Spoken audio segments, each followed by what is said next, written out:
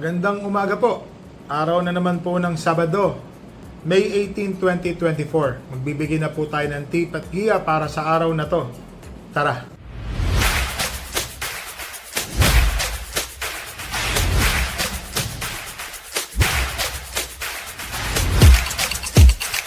Mga bayang karerista, medyo hindi po tayo pinalad. Talo po yung dalawang kabayo natin. Nagtataka rin po ako, pero tingin ko na pag alam ko na kung paano po silang natalo, paano po natin mapapagbuti. Talagang ano po parating po, solo. Hindi na po talaga. Ganda pa naman ng mga balita at impormasyon sa loob ng karerahan. Talagang pag nasa loob ka ng karerahan, lahat nagbabago. So, maniniwala ka o sa hindi, nasa sayo po yun kung anong diskarte ang gagawin mo. Kaya kahit ako po, nagulat. Ganito si ganito, ganito si ganun, nanalo si ganito na ganun. Ganun po So, ito po. Ang start time po ng karera sa araw ng Sabado is alas 5 po. Ngayon pong araw na to is alas 5 ng hapon. Hindi ko po mapakita kasi iba po ang gamit natin. Ito, mapakita ko. Nabasa po kasi yung sinulatan namin kahapon. Talo na. Nabasa pa yung papel ko. So, maganda po yung nakuha nating impormasyon kahapon. Yung pong mga kabayo magsisitakbo ngayon, kung sino po yung lamang na lamang, may panalo, may mga labas sa dihado, tingin ko naman na talagang ang chances niya maliit lang. So, ito po, simulan na po natin. Dito po sa race number 1, 8 runners po, 34 to 39 po ang kanilang ratings. Dito po ako, so, entry number 1, Andiamo a Firenze. Para sa akin po, lamang na lamang po ito. Magaling na kabayo po pala ito. Ito po yung sinasabi ko po sa inyong kabayo na mainam. Ito po yan. So dito po sa race number 1, sosolohin ko na po ito. Andiamo a Firenze. Pag natalo po yan, out agad ako. Pero iba po kasi ang balita ko dito, mainam po na kabayo to. Dito na tayo sa race number 2. 5 split placers po ito. 8 runners po. First choice po, entry number 3, Axis Deviation. Si Axis Deviation po, nung nakaraan, naiwan po yan. Pagdating po nung huling kwartos, kumuha po ng unahan yan. Ang patong po niyan nung nakaraan ay si Macmac de Ocampo. So, tingin ko po, malaki po ang panalo nito ni Axis Deviation. Ang second choice ko po dito, yung Malibu Bell. Binalik po kay C.A. Reyes, minus 1 kilogram. Mukhang ito pong magbibigay ng magandang laban po sa kanya. Yung entry number 2 na si Malibu Bell. Second choice po natin yan. So dito po sa race number 2, first choice po, entry number 3, Axis Deviation. Second choice po, entry number 2, Malibu Bell. So dito na tayo sa race number 3, mga bayang karerista. 8 runners po, 16 to 21 split. Tool of choice, napakainam po ng tinakbo ng nakaraan under the riding style of Macmac de Ocampo. Napakainam po, yun lang po masasabi ko. Napakainam ng tinakbo ni Tool of Choice na metahan lang po siya. Tingin ko po, kung medyo mananalo, kinapitan lang ng swerte, dihado na po itong nanalo dapat ng nakaraan. Ngayon po, binalik po siya kay Jeff Sarate. Alam naman natin na dalawang panalo po ito kay Jeff Sarate. Tingin ko, malaki po ang panalo. Ang second choice ko po dito, itong entry number 5 na si Take a Chance. Pati Dilemma po ang papatong. Nung nakaraan po, nanood lang po ito ng tersero pwesto. Biglang tsak, tuloy-tuloy. So sa tingin ko po, malaki po ang panalo nito. Si Take a Chance. Galing sa panalo po ito si Take a Chance. So dito po sa race number 3, first choice po, entry number 8, Tool of Choice. Second choice po, entry number 5, Take a Chance. So dito na tayo sa race number 4, mga bayang karerista. First choice po, entry number 7, Doña Leoncia. Itong si Doña Leoncia po, kung mapapansin nyo, siguro kung mga ilang linggo na pong nakakaraan, tumakbo po ito na segundo dihado.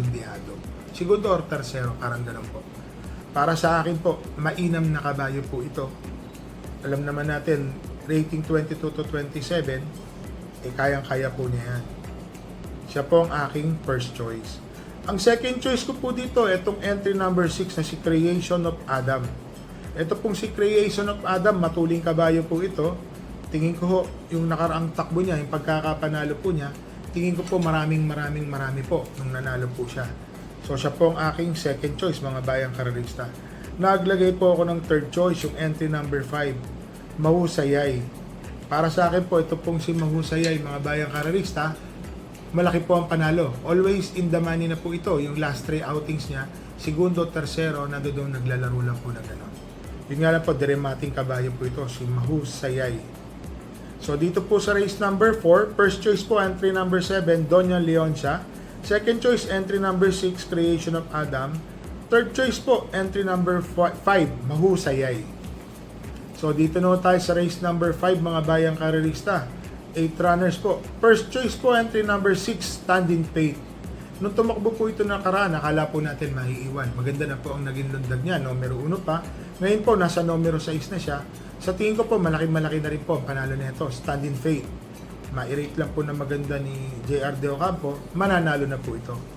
Ang second choice ko po dito, itong entry number 4 na si Great Angie. Ito pong si Great Angie, always in the money po ito. So, segundo, tersero, kwarto, nandoon po. So, mapapansin nyo po, mukhang napupunto po ito, mga bayang karerista. Si Great Angie. Ngayon po, kung may kursunada po kayo idagdag dito, dagdag po tayo. Pero ako po, ito lang ho ang nakikita kong pili ko. First choice po, entry number 6, Standing Faith. Second choice po, entry number 4, Great Angie. So, dito na tayo sa race number 6, mga bayang karerista. 8 runners din po ulit, 11 to 15 ang ratings niya. Entry number 6, Make or Break. Para sa akin po, malaki po ang panalo. Bakit to? Biglang Buhos, Caraga Wonder, iikot lang, 3 matutuling kabayo po ito. Sa tingin ko po, baka magkanaan na po ito sa unahan, itong 3 na to. So darating po si Make or Break na pwede po itong sumunod. Nakita ko po ito nung sinunod yan, itong kabayo na to, na si Make or Break. Siya po ang aking first choice. Ang second choice ko po, itong King Was Tipid A. Kasi ito pong si King Was Tipid A, marunong din po itong sumunod. Nanonood po ito ng tersero, kwarto pwesto. Baka sakaling magsasabay po sila ni Make or Break dito. Sa tingin ko po, may panalo po ito. Entry number 3, King Was Tipid A. Ngayon po, nilagay ko lang pong third choice, yung entry number 8 na si Biglang Buhos. Ito pong si Biglang Buhos, nametahan po nung nakaraan yan. Ang lakas po ng tumalo. Kung di po ako magkakamali, si Rahabago ba yun? Parang ganun po. O Rahabago or Barayong, Barayong pala. Ang tumalo dito kay Biglang Buhos. So sa tingin ko po, malaki po ang panalo nito. Pagkasakaling pong pinagbigyan po nila sa unahan to, baka nagbayad, parang kinulang nung nakaraan. Ngayon po, mananalo po ito. Si Biglang Buhos. Malaki po ang panalo niya. So dito po sa race number 6, first choice po entry number 6, Make or Break. Second choice po entry number 3, King Was Tipid A. Third choice po entry number 8, Biglang Buhos. Dito na tayo sa race number 7, mga bayang karerista. 6 to 10 split. First choice po entry number 4, G's City.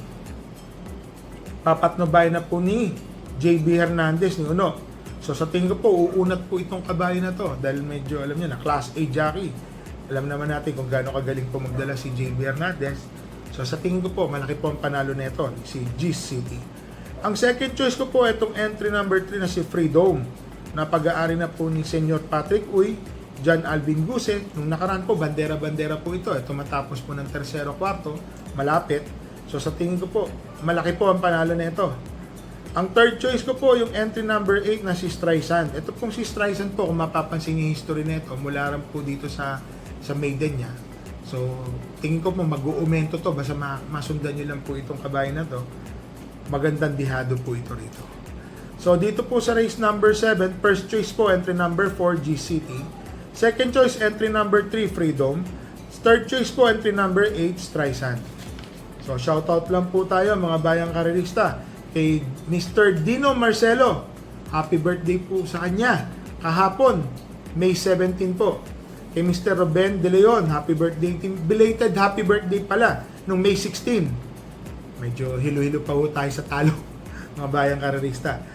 Tapos, shoutout po kay Mr. Raul Rivera, Edgardo at sa asawa niya na si Vina Tapos shoutout po kay Mr. June Perez, kay Mr. Reggie Ontal. So, yun po, kagaya po ng sinabi ko, gumuho ang munting pangarap nung nasa karera tayo kay Great Connection. Kala ko tatapos, medyo talaga yung kabayo ko parang posporo. Yung spark niya saglit lang.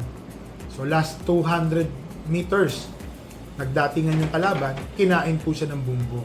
Ang galing po nung nanalo, si La Republica, napakainan po ng tinapos niya. So tatama pa naman sana tayo, nandoon ako. Double, extra double, DD1, pick 5, yun po ang tatamaan natin. Nasilat po kami kay performance gear. First set, second set, first set, pick 6 ng take all, saka pick 6 po. Kay performance gear po kami nasilat. So mga bayang karerista, maggagawa po tayo ng konting adjustment po, kagaya po ng sinabi ko sa inyo, in-explain ko na po sa trainer ko. So tignan po natin kung ano pong perform sa mga darating na linggo ng mga kabayo ko. So mga bayang karerista, sa pista po talagang mainit ang pawis po namin. Kahit medyo mainit pa rin po ang niya, kahit abutin pa ng gabi, iba pa rin medyo, kahit nag-uulan po sa Carmona, sa ibang lugar, sa Laguna, pero sa Batangas po, sa mismong Cararan, hindi po umuulan parang maalinsangan, iba, mainit pa rin po talaga. So mga bayang karerista, baon po tayo ng tubig at dala ng payong. Dito po sa mga nasa lugar po ng Metro Manila, nag-uulan na po sa hapon. So happy racing po and stay safe po sa inyo.